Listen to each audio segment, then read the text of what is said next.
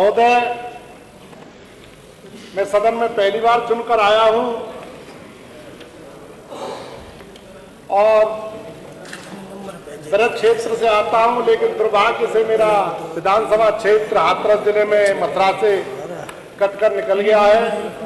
अब मेरा जिला हाथरस है। जब मैं चुनकर आया था तो गांव के बुजुर्गों ने मेरे से कहा कि बहुत बड़े न्याय के मंदिर में तुम जा रहे हो, बहुत बड़ा न्याय का मंदिर है, वहां पे बहुत बहुत बड़े लोग आते हैं, बहुत बहुत बड़े कानून बनते हैं, आपको संयम से काम करना है और धर्म और न्याय के साथ काम करना है। लेकिन अध्यक्ष महोदय, 2-3 दिन से जिस तरीके से मैंने यहाँ पर देखा है, मुझे कहने में कोई गुरेज नहीं है कि जब मैं छोटा था तो गांव में मैं अपने दादाजी के साथ गांव में जो रामलीलाएं होती हैं उसे देखने के लिए जाता था। तो रामलीला में मुझे जो देखने के लिए मिलता था, जो रावण की भूमिका में होता था, 4-5 ही पात्र होते थे। जो रावण की भूमिका में होता था 15 मिनट बाद वही धोती पहनकर सीता जी की भूमिका में आ जाता था, और जो हनुमान की भूमिका में होता था वही रावण की भूमिका में आ जाता था। मैं किसी का नाम नहीं लेना चाहता हूं। यहां पर मुझे उस तरीके का माहौल देखने को मिला कि जो लोग कल यहां बैठे थे वही लोग आज यहां बैठे हैं, और जो लोग कल वहां तालियां बजाते थे वही आज लोग यहां से हूटिंग करते हैं।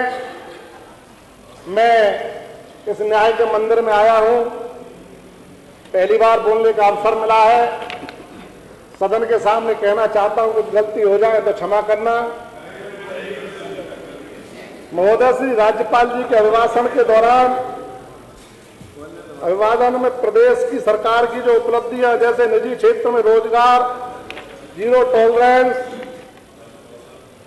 की बात कही गई, कानून व्यवस्था एवं कानून राज स्थापित करने की बात कही गई है, जबकि धरातल पर इसका विपरीत वातावरण देखने को मिल रहा है।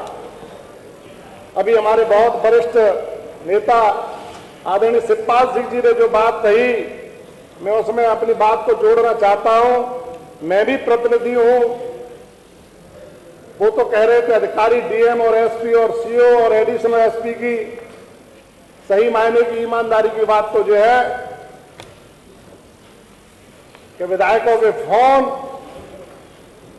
इंस्पेक्टर भी नहीं उठाता है, और कहने में कोई गुरेज नहीं। हमारे साथी सामने वाले भाई, ये जरूर है कि मैं विपक्षी टीम से चुनकर आया हूं, लेकिन ये लोग सत्य आपको कहने में गुरेज करेंगे क्योंकि सत्ता में बैठे हैं।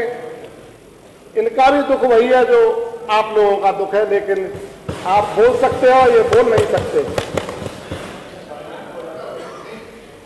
मैं कहना चाहता हूं,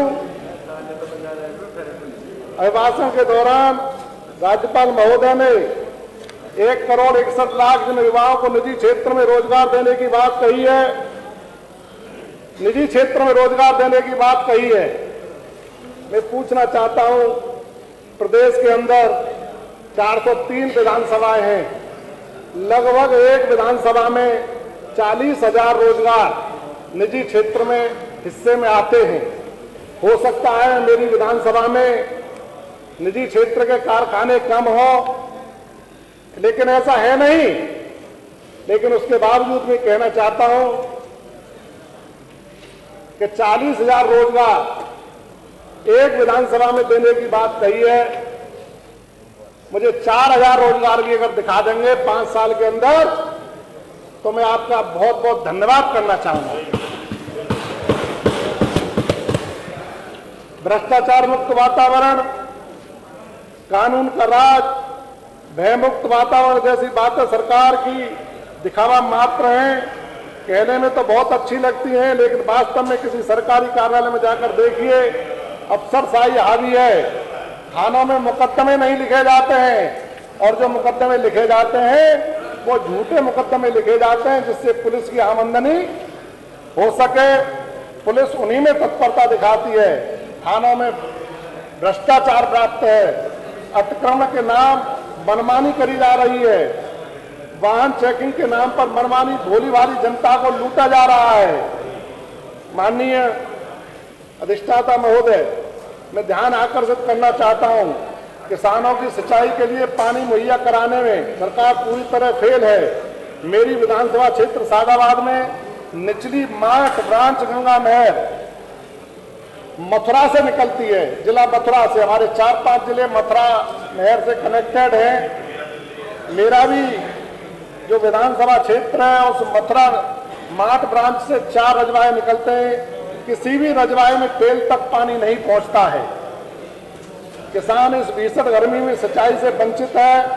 चरी, बाजरा, उड़द, मूंग आदि फसलों को लेकर हताश व निराश है, और किसानों की खुशहाली की बात एक मजाक बनाकर रह जाती है। मैं ध्यान आकर्षित करना चाहता हूं, किसानों की आय दुगनी करने की बात राज्यपाल महोदय द्वारा कही गई। महोदय, मैं से और आपका ध्यान आकर्षित करना चाहता हूं कि हाथरस, मथुरा, आगरा, फिरोजाबाद आलू उत्पादन के क्षेत्र में प्रदेश में नंबर 1 है, जहां किसानों की बात, किसानों को लागत का दोगुना मूल्य तो क्या, वर्ष भर में लागत भी नहीं मिल पाती है, उन्हें लागत के बराबर पैसा नहीं मिल पाता है।